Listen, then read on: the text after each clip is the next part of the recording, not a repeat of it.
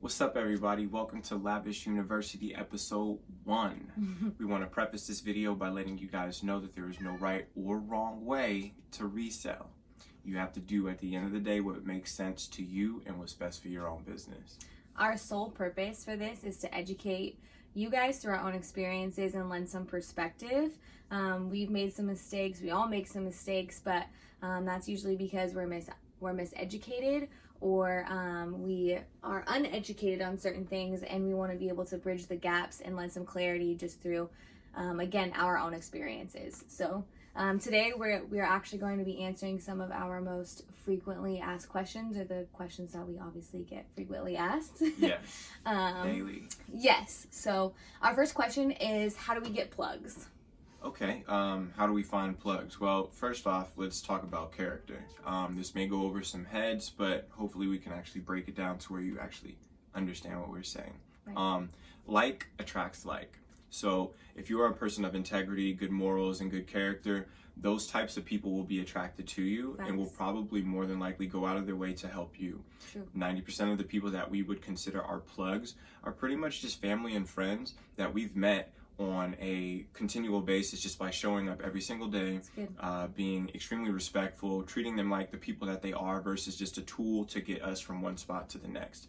And as we said earlier, like, they will go out of their way to help you. And the thing is, they've reached out to us. They will ask for our phone numbers. They will ask for our Instagrams. They will bring things out to us that they think that are of our interest. Right. And we do what we can to either bring business to them or promote them, and just make sure that they understand that we don't walk around with two catcher's mitts, right? You can't walk around life with two catcher's mitts, but you have to be able to give back. And when people see you with that type of character, they will definitely make sure that you are taken care of.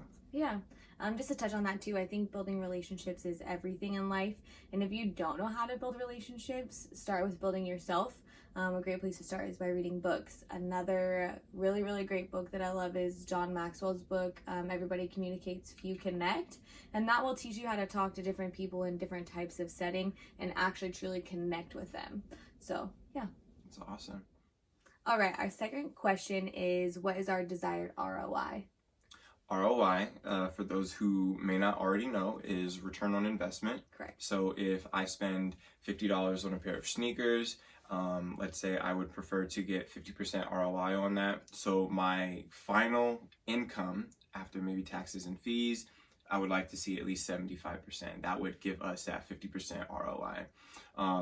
As far as percentages and what we're looking for, it all depends on how long of a span that we plan on holding the item, and as well as if we can get the item in volume. If the item is something that moves anywhere between 2 to 5 times a week, we would be okay generally with anywhere between 20 to 25% ROI. Just due to the fact that it's something that replenishes itself and it's a continual profit. And if you're looking at things from a compound perspective, that definitely can elevate or escalate over time. Something of a longer hold, I guess you could say, something a little bit more hype that we know and can foresee in the future, that will have a lot of value. Mm-hmm. I think it's okay if we settle for anywhere between 75 to 100% ROI. That would be preferred. Yeah, absolutely.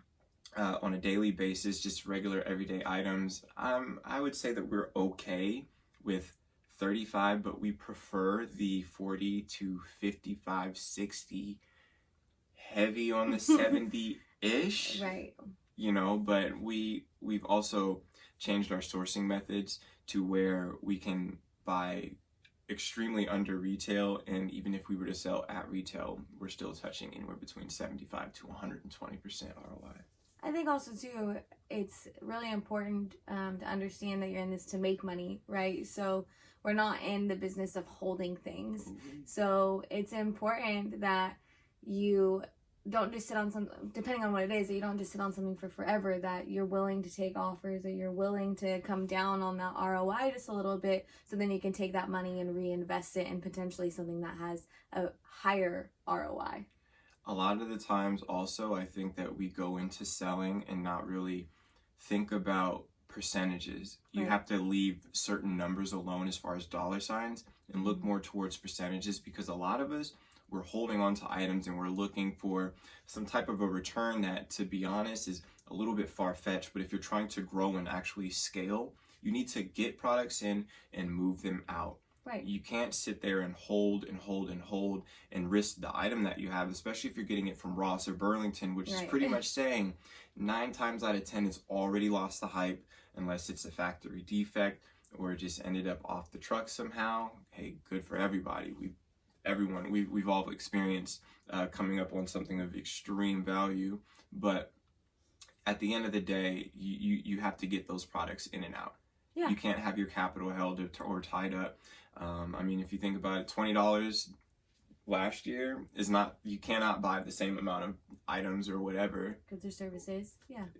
this year, and it's going to be the same with the next. And the term that everyone thinks that they can freely use is inflation, but it is real. The dollar is losing its value, so you have to continue to keep that money going, and be okay with, you know, buying something and getting a 40 to 50% ROI, like a $20 pair of shoes from Foot Locker with box. I mean, you sell that for 40 to 45 bucks on a local marketplace, you doubled your money. So, I mean, just think about percentages for sure. It's good. All right, question number 3. How do we know what to look or search for or research? Well, when it comes to sneakers or just any item that we're looking for, I think we all pretty much do the same thing. We check comps on eBay, GOAT, StockX, things like that. Sure. I want to give another little preface. Apps like GOAT and StockX are basically a guideline. It gives you an idea of either sellability, how fast the units move, but they are not God when it comes to determining the value of an item. Right. So just something to kind of stew on just a little bit, and we'll touch on that on a later video.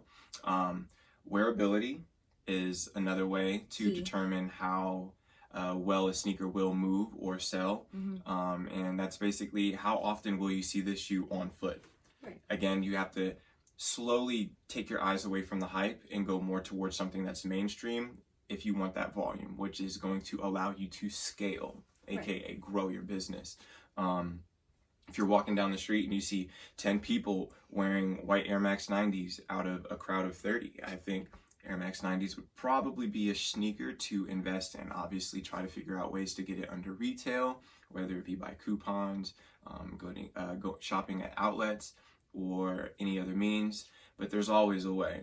Another way, if you want to think a little bit past that, go to sneaker blogs online. Look at certain releases that are coming out. Compare the likes and the comments and the engagement to other sneakers. You can also use past history, like Jordan 13s. Let's use an example. Do not perform well, and definitely have not in the year 2020, maybe even 19, and looking like 2021 is pretty much on the same roll. So looking at trends is something that you also want to look at. A lot of people are getting into resale for a side hustle. A lot of people are doing it because it is the way that they put food on the plate. So there's a lot of misconceptions. There's different ways that you can do what you do as far as, you know, sourcing, pricing your sneakers, but you have to just do what works best for you. Facts. It's good. All right, everybody. Well, that pretty much wraps up episode 1 of Lavish University. Plenty more to come. Please, when you guys see us put a question thing, throw those questions at us. We actually have a long, extensive list of questions and things that we will be touching on and speaking about. It's more than just answering questions. We're basically going to give you guys the ins and outs of what we do, where our mindset comes from, how we process thought. And I think a lot of these things are extremely important when it comes to trying to become an entrepreneur or just better yourself in that field. Yeah. Anything you want to add, babe? Nope. All right, well, there we go. That's it. It's a little late, y'all. It's about 10:30, but on some real talk, it's about 11 o'clock going on 12-ish. Yeah, ready for bed. Ready for bed. So we're going to get it... It's time to go. Good night. Yeah.